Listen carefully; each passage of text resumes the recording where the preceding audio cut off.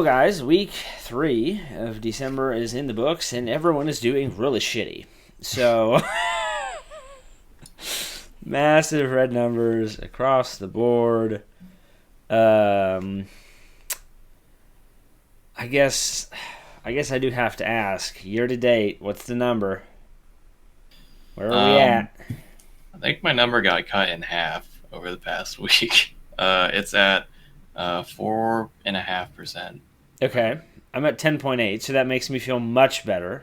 Okay. I still have my 6 percentage point lead. Kyle? I have crawled back to 0. I mean, hey, remember where you started the year, so that's anything net positive is a win. I actually have been doing stuff this last week, though. That's part of the reason why. Ah. So this last week, I have just been repeatedly buying and selling Ethereum like over and over again, and just keeping what I make, I guess. And so that is slowly. And I'm not like all the excess I'm just leaving as cash. I'm not reinvesting it. Yeah, so I'm just kind of. It's not a bad idea. I honestly thought about buying and reselling a whole bunch of crypto this week. I just didn't do it. It's just, I don't know. The problem is that the losses, the last week, the losses were heavy. Like, I actually was kind of in the green a little bit for a bit. And then the losses started piling up everywhere else. And so, I'm not sure really. Maybe I just have to call it good. Otherwise, I'm going to be in the red at the end. And that's not going to feel great, but we'll see. Well, you still have this week and next week, so there is still time. But speaking of crypto, since we're all doing so poorly for the month, we are just going to jump right into the news for the third week in a row. And I want to start with a recent study that found out that 0.01% of Bitcoin holders control 27% of all of the coins in circulation. Jeez. So, is it just like a universal rule that there's always going to be a 1% and that nothing really exists for the average person? Probably. Like, is crypto for the masses an illusion? I mean, 27%, like, if you're taking it as the pie chart is 100, like, 27, depending on who you ask, is not a huge number, and to other people, it is. So I don't know what to make of this. What do we think? I mean, that's a specific coin, right? Yeah, that's Bitcoin. Yeah, so I mean, crypto for the masses. You could any other coin that is not in such, I guess, proportion. Yes, but how many of those other ones are actually making you any money? I don't know. Well, I mean, I don't know. Like, how decentralized is Ethereum? Like, how distributed is it, like, amongst people? Great question. Don't know. That could be very whaled too. I don't know. But yeah, I do think there's always going to be like a 1%. Like, even if rich people find out late, they always have the resources to get in.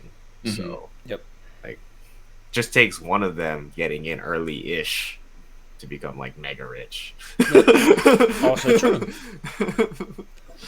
You know, like, there are a lot of millionaires, quite frankly. So, like, you know, if they all throw their money at random shit and most of them burn out and we never hear about them, that's fine. But if 5 invest in Bitcoin in the early 2000s. According to the study, the 27% that they hold at the time of the time that the study was published is worth approximately $232 billion. Nice.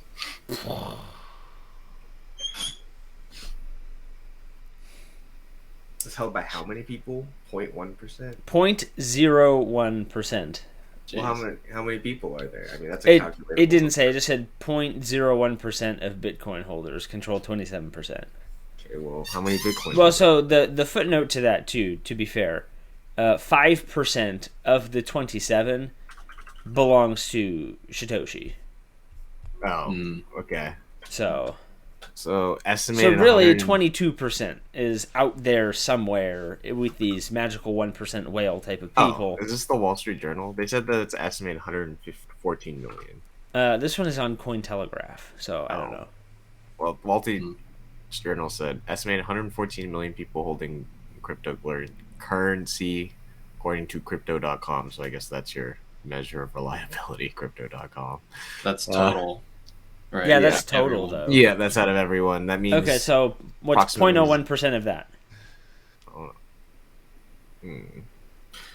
Times 0.000. No, wouldn't it just be 0.01 times 0.01? Yeah. Well, that's the same thing. Yeah. I guess that's Okay. 0.00. Yeah. Oh, 1, 2, 3, 1, 2, 3. I was like, why is this just in that slow? Like 114,000 people, I guess. Yeah. Okay. That sounds high. 11,000 people. Sorry, I can't count digits. Okay. Okay, that seems. Yeah. No.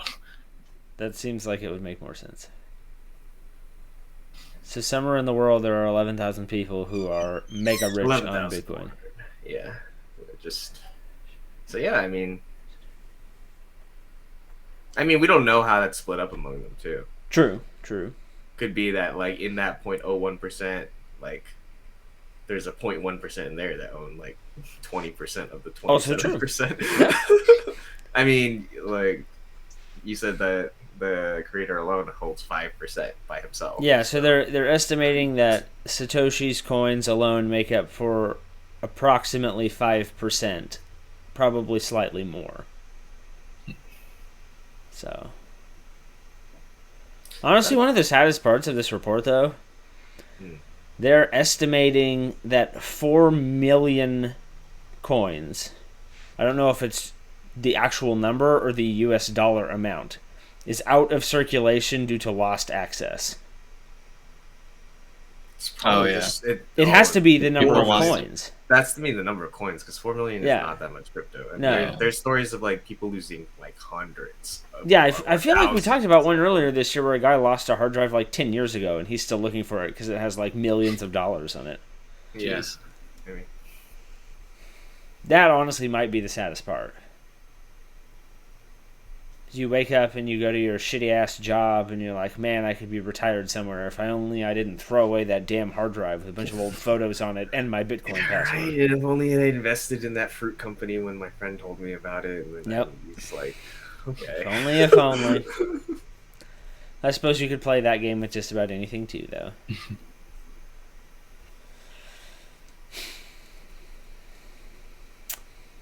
No. At least that is not us. We may be down for the month, but we're not down like that.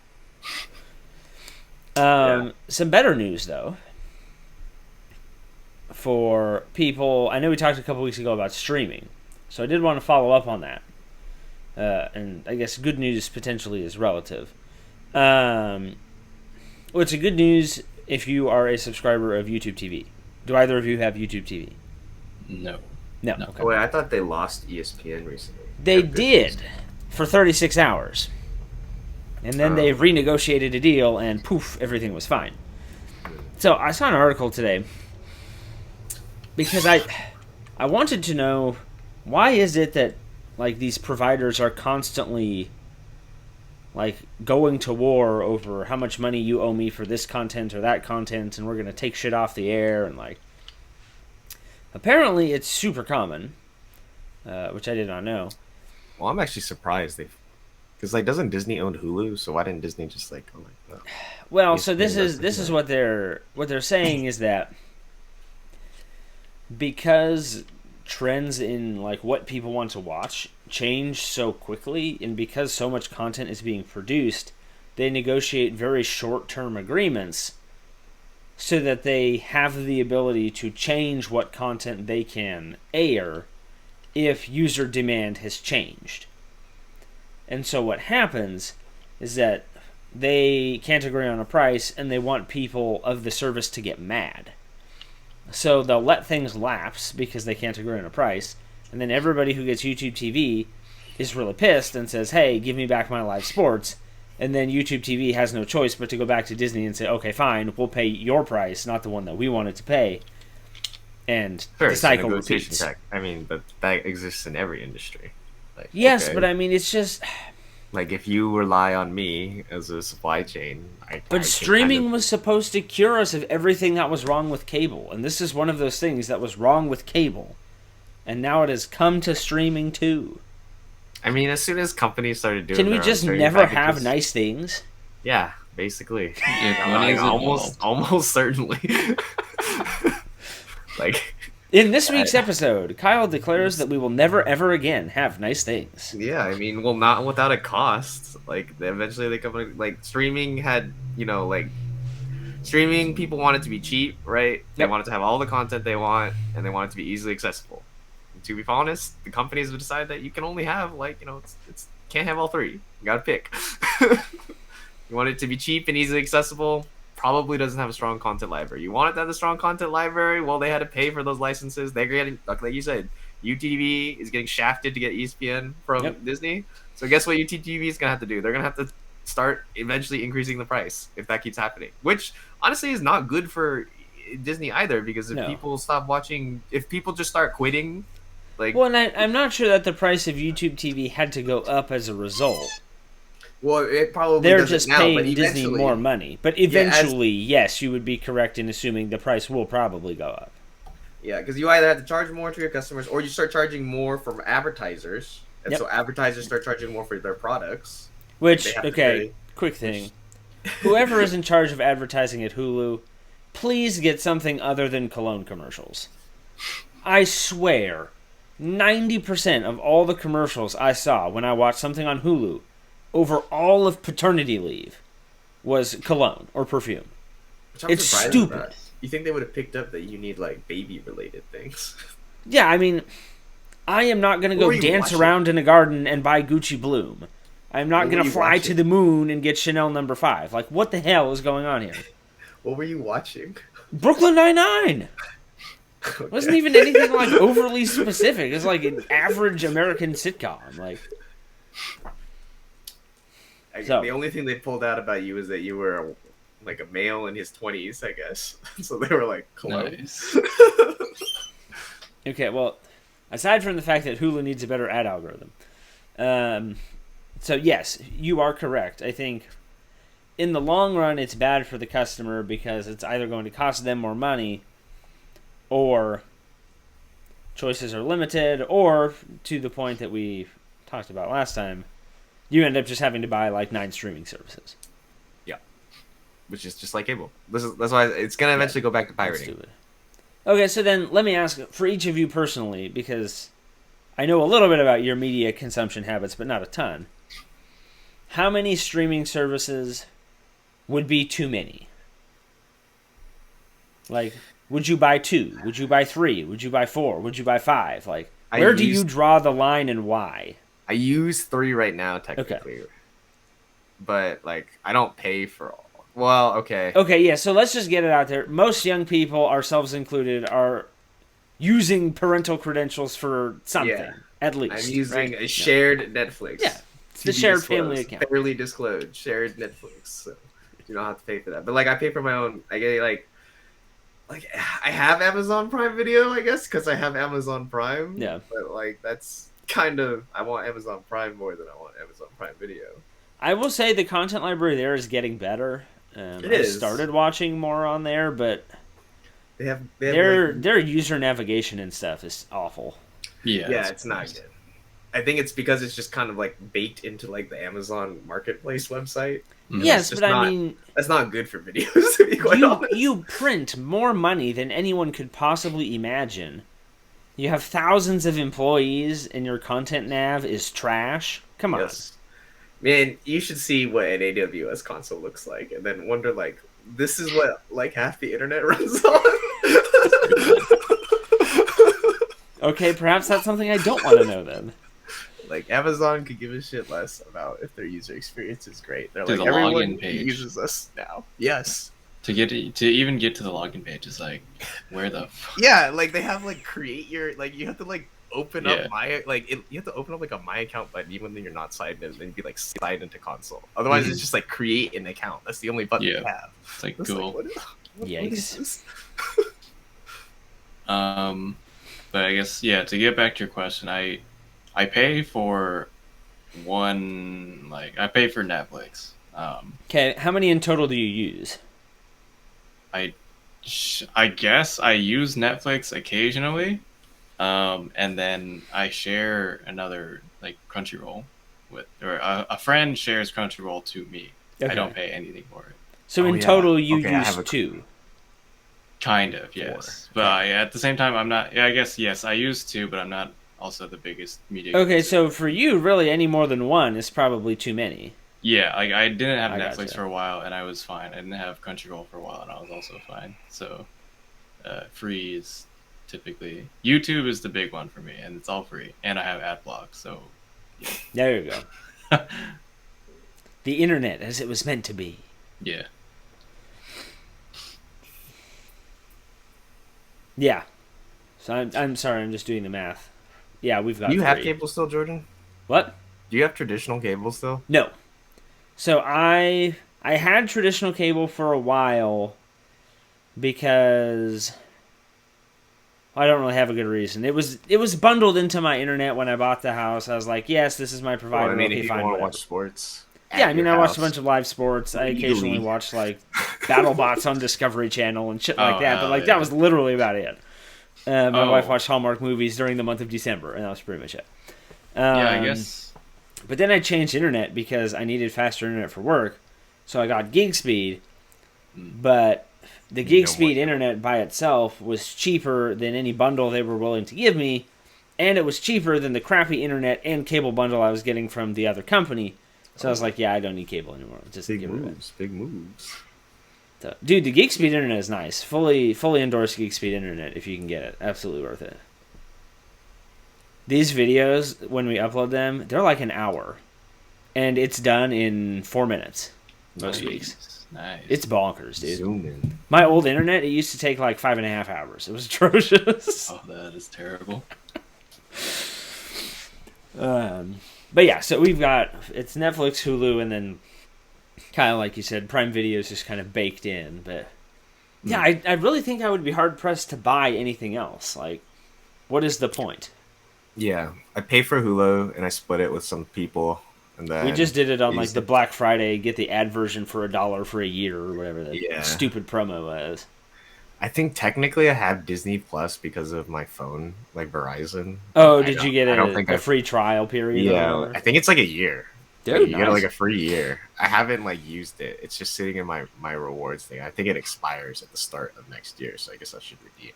I feel like eventually I'm going to get backed into a corner and I'm going to have to get Disney Plus because child will want to watch children's programming.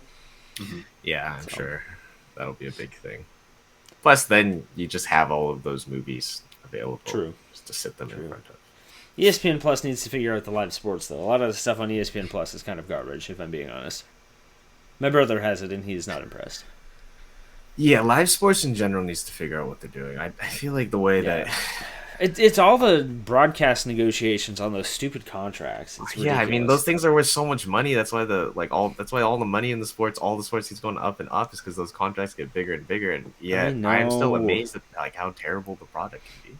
But yeah, like the broadcasts are not really that great, and the fact that you can hardly watch anything online is so stupid. Yeah, like if I understand like, oh, like I don't want people to watch it online on my site for free, but like if I pay for cable, like Yeah. why is it so annoying? And then like like the concept of blackouts is just amazing to me. Yeah, you Like, have to be connected to your in-home Wi-Fi, despite the fact that you are in the proper geographic market and pay for cable.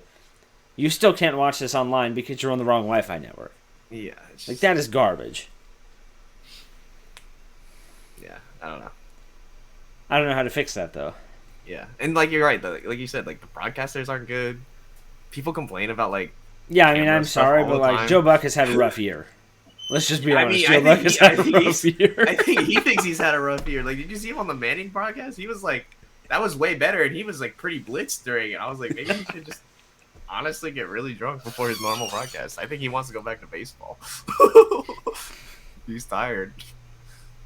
Honestly, I feel like the Manning cast might be the future of football broadcasting. Well, I think it's. You remember how Tony Romo had so much hype at the beginning because like he like for like the He's first year- still like kind of he was good prophetic. at- Like he Yes, he's predicts good what's at- going to happen with but, like- alarming accuracy. Yeah, but like that, I think that's why the Manning broadcast is so good. Like, I really don't think the interviews are that good unless I don't think they're necessarily great. I will say that they add entertainment value. And the fact that they've already been complained to the Federal Communications people. Some of them are good. Like That's funny. Marshawn Lynch's is pretty good. Like the ones that can be funny are good, but some of them are just like awkward or they don't know anything. Like they clearly like don't know anything about football or really want to talk about football. So then like Eli is kind of like the in between where he's like, okay, like I'll do whatever, right? Yeah, I feel like Peyton Manning, if he's not talking football, he's talking like football, golf, and that's probably it. Yeah, like it's like a very big disconnect, and like if I have to pick one or the other, I'd rather listen to Peyton talk about football because that is like really fucking interesting to me than whoever random star talked about. Like Jimmy Kimmel was on it or Jimmy Fallon, whichever one. One of the Jimmys was on it. He was mad. I was like, skinnier guy or like bigger guy? I think it was Fallon.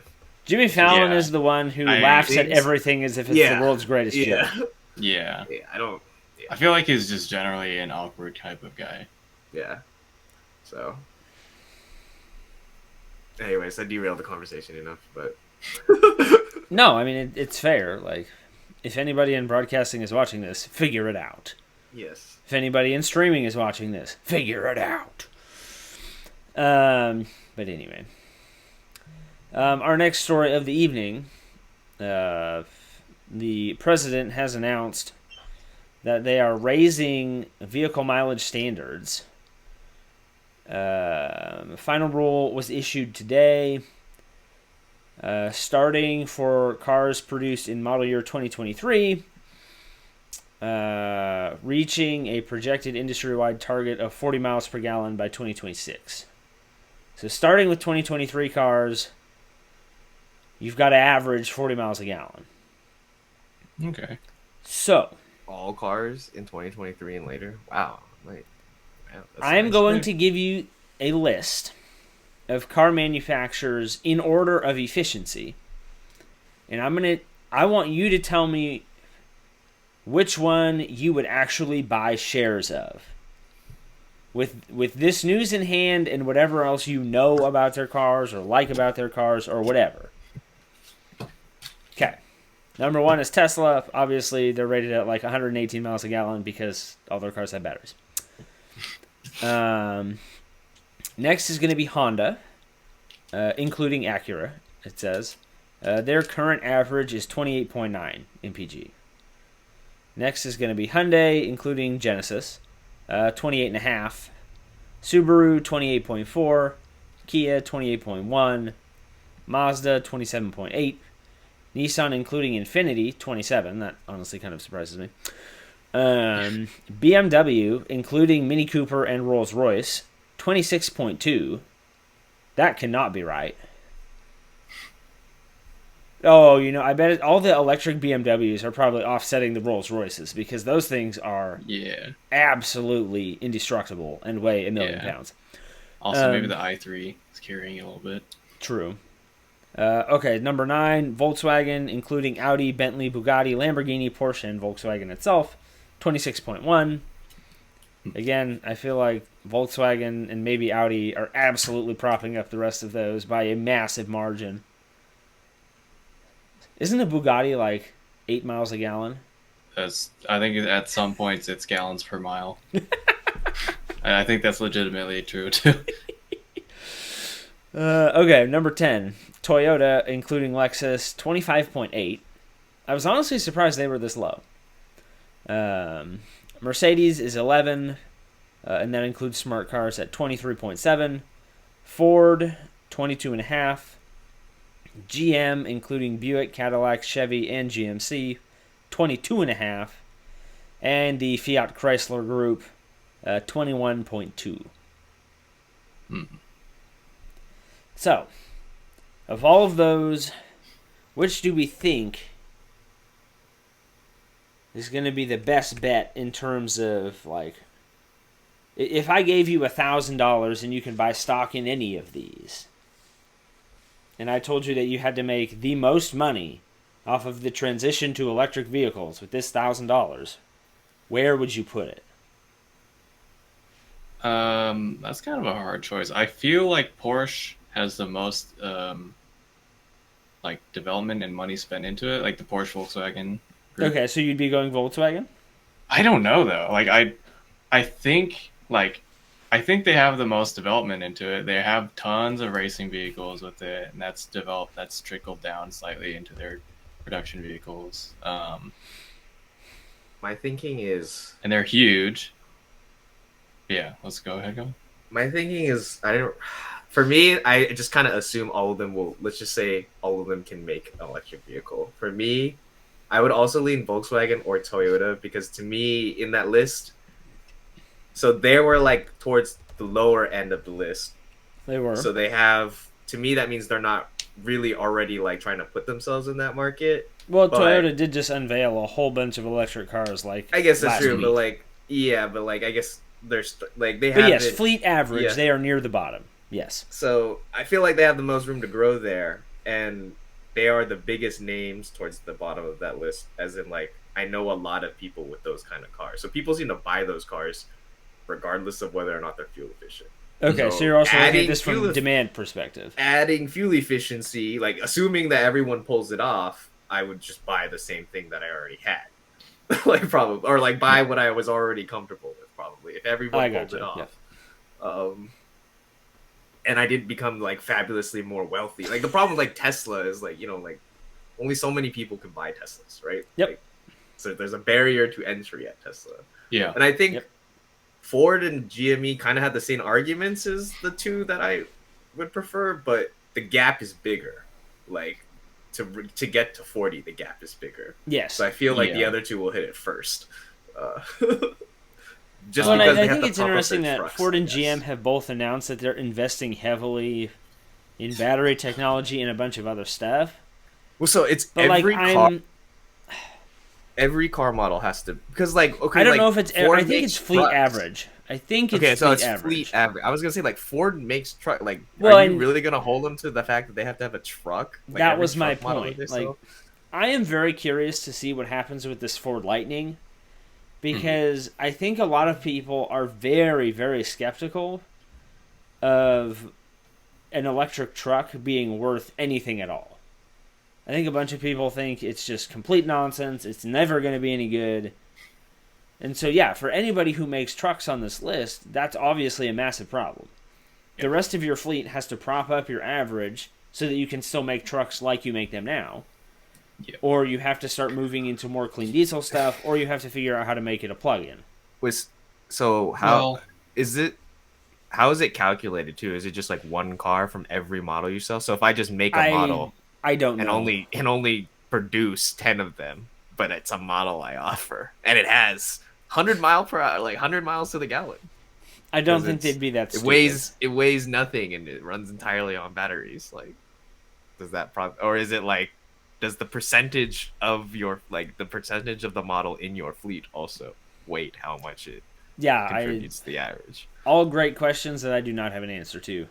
Because yeah, otherwise if I'm Ford, I just say, okay, I make a super eco-friendly car, just cause I barely produce any of it to limit my costs and cannibalize as many parts as I can from existing cars, basically. And then yeah, that's part of my fleet that offsets like 3 of my trucks. Well, and think about it, right? I mean, if you are Toyota and you make a Prius with a battery that gets like a combined 90 miles a gallon or whatever, and your Yeah. truck gets 25, boom. 90 and 20, there's 40. Yeah. yeah. The average is there, right? Yeah, and you only make one truck. Like if you don't make more than one truck, then you Yeah. don't have to worry about it more than one time. You'll need one. You need one EV car per one To offset other. it. Yeah. Yeah. One heavy car. I mean, I still would much rather they... Because, I mean, the appeal for those ultra-high mile-per-gallon type of cars is going to be there. So, like, I don't really mind if that's how they have to get it done. Because I feel like any step in the right direction with car emissions is better than no steps at all. That's true. Yeah. And, like, let's just be honest. There's still a practical use for trucks. Like... Yeah, I mean, you're never gonna be able to like imagine if you just stopped truck manufacturing. Like, how would industry move forward? Honestly, I really hope the Tesla Semi is as cool as they've been hyping it up to be, because that thing looks amazing. Okay, do semi like first off, Kyle, do those people make the same? Like, are those made by the same people? Like 18-wheelers and shit like that. And are those people subject to these regulations? I cannot imagine they would ever. No, I'm just saying I that doubt it. it looks super cool, and if there's a way that you could effectively electrify long haul trucking, that would be a big deal. Great. Yeah, that would be a very big deal.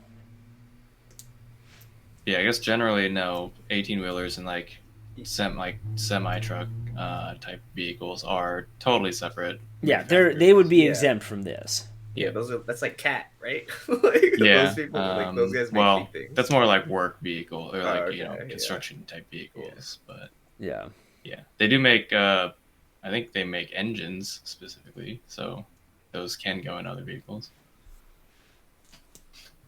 Okay, so consensus then, it's going to be VW or it's going to be Toyota? Is that what we've landed on? I feel like it's got to be one of the bigger companies. Like Subaru would never, I mean, their vehicles are generally fairly high, like fuel efficient, but they don't manufacture enough that I think it'd be profitable. Yeah, so I mean, total percentage of the car market is just not big enough.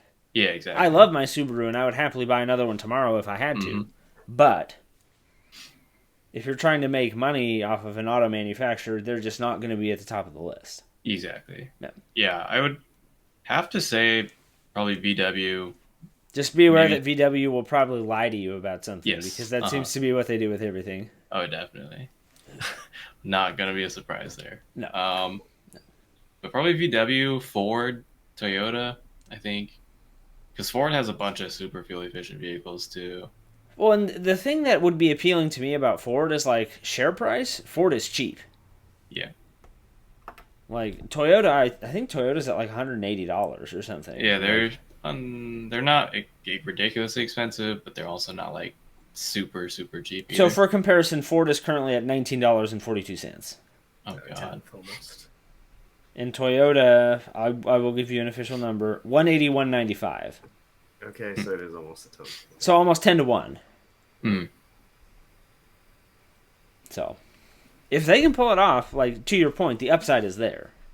Well, if an electric truck doesn't suck, then it's really good for them, right? Because they'll be... Yeah, I mean, they already stopped taking pre-orders for them because the demand was so high. Yeah, like, if it comes out and everyone's like, this is fucking amazing, or I didn't lose anything off my other truck, or I even gained, I guess, because I have a battery-powered motor now. They just have to deliver something that good. Yes. So, it'll be like the iPhone. Just. This will be the iTruck. Nice. It will be the iPhone of automobiles. Is that what you're saying? Yeah. Well, the watershed moment that will nothing will ever be the same again. The iPhone of electric vehicles, right? So, like, electric vehicles in general, we could say became like smartphones back when smartphones first emerged, and that you have a vehicle that had a battery, and then Tesla came out, and that was like when the first iPhone came out. You're like, oh, like, this is sleek, this is cool, this is it like, looks this like feels it's from as powerful 60 years as a in the computer. Yeah, like it feels futuristic, like this has a chance to be number 2, come out. I guess this is why Apple wants to make their self-driving car, right? We talked about that earlier. So. If that ends up becoming a thing, I am so curious as to what it might look like. I'm sure it'll come in white, rose gold, and black, though. White, gray, and black, yes. Nice. Can you imagine a rose gold car? Like, just blinding you? Everyone has to have self-driving cars at that point. Dude, that'd be so shiny. Oh. Yeah. No thanks. Okay, well, now we do have to go back and talk about some more bad news.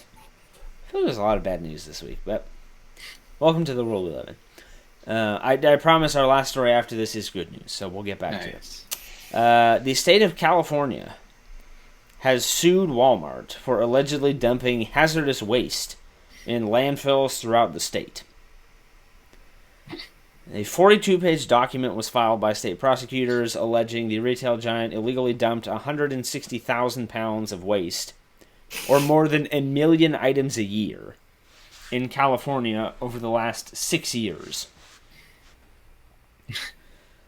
The lawsuit goes on to say they violated environmental law by dumping waste products at landfills that were not equipped to handle the materials they were dumping, including batteries, insect killer sprays, aerosol cans, toxic cleaning supplies, and LED light bulbs.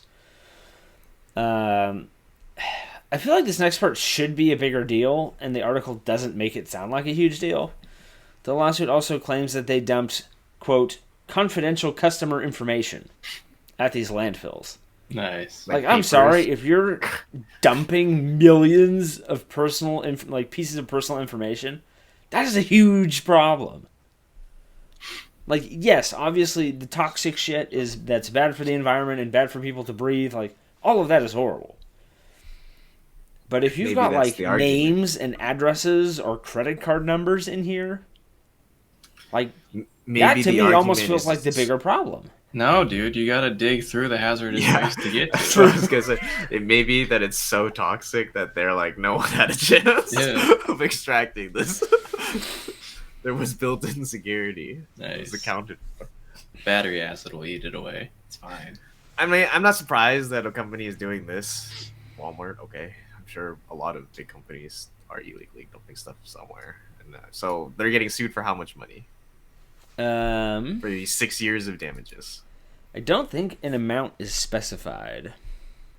Also, do the landfills themselves get in trouble for this? Like, I don't think so, because they're usually operated by the state.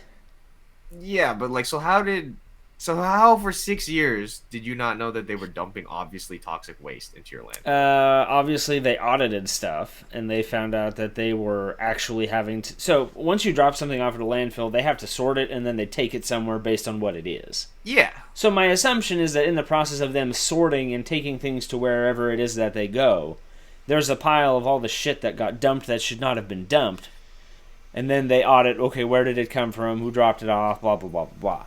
Yeah, but I guess why did that take 6 years? They have 6 years worth of stuff from Walmart. It's the government, dude. Nothing happens quickly. I mean, I guess if you're gonna sue Walmart, you need to have a really good case. Yeah. Well, so the other amusing part of this is Walmart's response to this. Are you ready? Walmart responded by saying the company will defend itself and that the lawsuit is unjustified. Okay. We have met with the state numerous times and walked them through our industry-leading hazardous waste compliance programs in an effort to avoid litigation. Instead, they have filed an unjustified lawsuit. Nice. Wait, so they're like, no, we didn't? That's just well, they're claiming that they met with people at the state and showed them how they properly dispose of things. They're so saying, it couldn't have possibly been their fault, and that what the state is asking them at for the meeting where we bribed you is so far above and beyond what is required by law that it is stupid.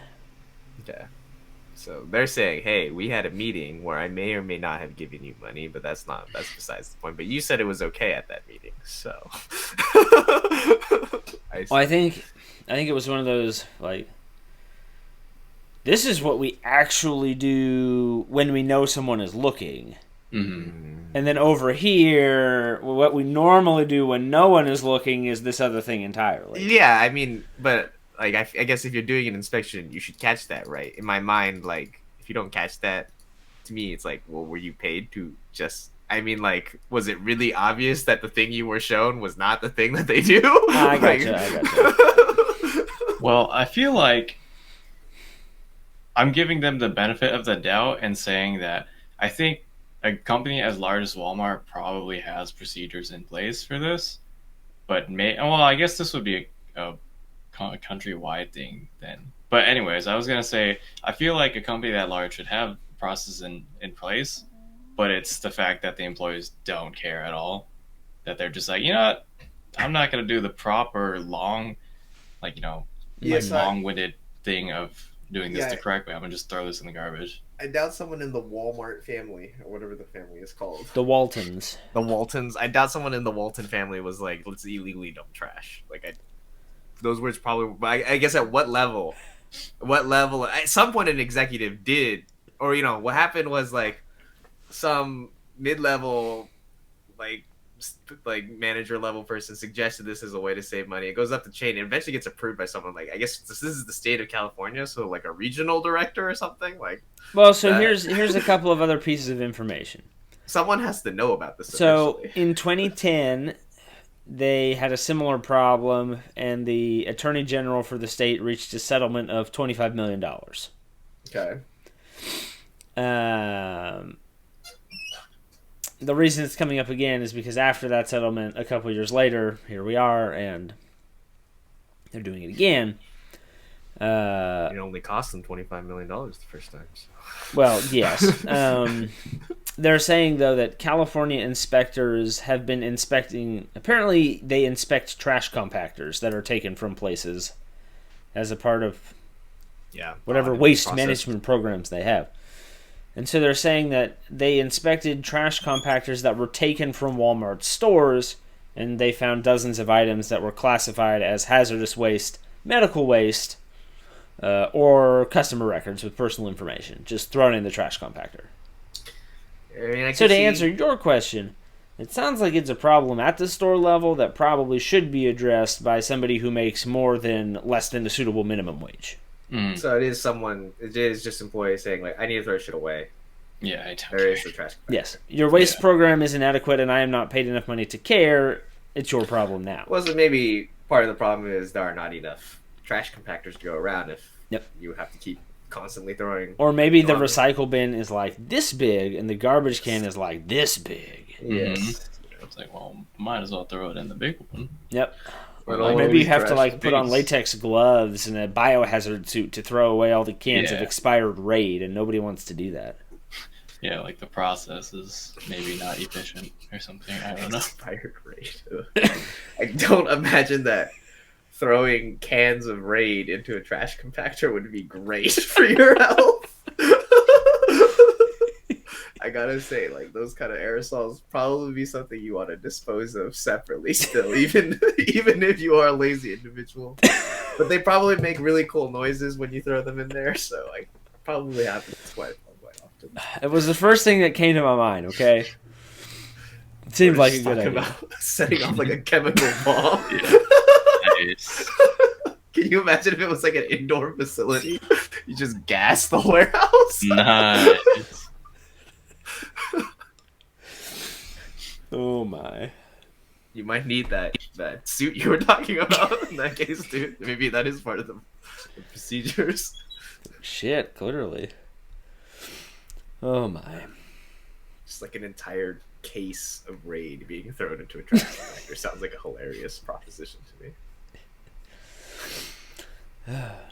To your point, though, I feel like if you're Walmart and you really don't care about any of this to begin with, if you have to pay the state of California $25 million every 5 or 6 years to just make this go away, like, the sad state of the world we live in is, to them, that's probably a good deal. Yeah, it's probably cheaper than having to pay someone and, like, or I guess pay all the different organizations to set up, like, proper procedure. It's like, screw it, I'll eat the bill. Yeah. And then you have to hire someone to like actually dispose of your trash properly too. Like you said, it probably can't be done by you either have to hire someone to micromanage your minimum wage slave labor and have them throw the trash away properly, or you have to hire someone who specializes in throwing away trash and thus will do it properly, but will probably charge you a decent amount to do it because they know that there's a process that they're gonna have to follow. Like hazardous waste disposal is like hella expensive, I'm pretty sure. It is. Like, so they'll probably, if they're backed in the corner, I guess they go with number 2. You hire a manager who watches your store level employees dispose of hazardous waste. I guess something tells me that's not going to be a winner. I'm sure that it's going to be hard to find people to fill that role. It's going to be one that now hiring sign might be there for a while. I mean, the now hiring sign at Walmart's always going to be there, so don't worry about it. It's a revolving door. Mm-hmm. Okay, well, I promised you guys a piece of good news. So I will move along and give you this good news, but I have to pose it in the form of a question. If I gave you an alternative to Instagram, would you be interested? If I gave you an alternative to Facebook, would you be interested? I don't know. I don't really post on social media, so... Probably not, really. Because, like, well, I mean, I guess it's a little different, but TikTok came around, and I have not... I actually kind of refuse to go to TikTok. Yeah, haven't gotten to TikTok. I didn't get into like really most of the new social media the last like 3 to 5 years. Like Vine missed me, and all those other like basically the whole short video wave thing has kind of missed me in terms of those platforms. I mean, I consume the content and in the fact that I see it reposted to other platforms, but I never seem to really get on those platforms myself. Yeah. And I feel like even if you told me it was just traditional social media, I would have. Because, like, I don't post that often. So, like, really, I only go on, like, social media for me is to see what other people are doing. And so, thus, like, unless you're telling me that everyone is going to migrate from the things that I'm already on to that thing, like, I don't really have a reason to go. It's not like I want to post new stuff on a new website or anything. Like, so. Okay. So, not interested. Let me tell you how it works, and we'll see if that changes your mind. Okay. The app is called Supernova. And essentially, it works like every other social media platform in that it collects ad revenue to fund itself. The difference is that they donate most of it to charities that you are going to specify through your own user behavior within the app. So, they say it looks like Instagram, so it means they're probably going to get sued at some point, but, you know, whatever. And this guy, an ad industry veteran, apparently, basically, they promise human content moderation instead of algorithmic content moderation, which to me as an advertiser is interesting because algorithmic moderation is complete bullshit and no one should ever do it because it's terrible and doesn't work. Mm-hmm. A lot of human moderators you might need. Well, I feel like it's sustainable now because the user base is probably real small. Yeah. They're saying 60% of its ad revenue will be given to global charities with money distributed according to user preference. So when you sign up, you get to specify, like, this is what I actually care about.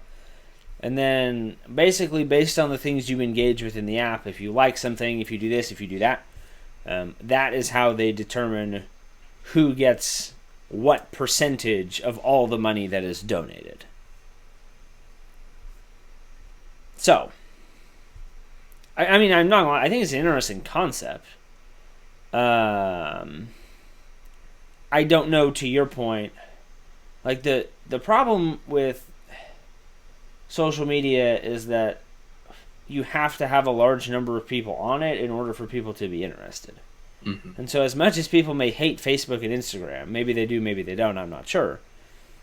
Like, everyone is already on it, all of your photos are already on it, like, you have to find a way to get them across the pain point of migrating. Yeah. So, I mean, I don't know. Yeah. I work in marketing, so I'm probably going to download this and just kind of see what's up. Mm-hmm. But, like, I think your concern about whether or not it is viable is a fair question. Like, Yeah, I I guess... like it, don't get me wrong. I wished more social media operated in a way that is similar to this because I think it's far more productive. But you have to have the people on it. Yeah. I would also be curious to know how much it costs to advertise on the platform. Because, like, people could get... You could get a Facebook ad for $10. Like, is a small business still going to be able to afford advertising? Like, could I still get an ad for $10 if I wanted one? Or is it now $50? Like, I don't know. You'd hope it'd be cheaper because there's less people on the platform, but... You would hope, right? They get, they need to get their cut too, so maybe they only get 40%. Price goes up. Yeah, I mean, I feel like we're in a place where a lot of advertisers care far more about the quality than they do the quantity. So I think to a certain degree that might be less important than we may be. Like, we may be thinking it's more important than it is. But I don't know. I'm at least, I think, intrigued by the fact that there's finally something in the social media space that is attempting to disrupt, the established, this is how we make money type of revenue model that everybody has been using for the past, 15 years or however long social media has been a thing.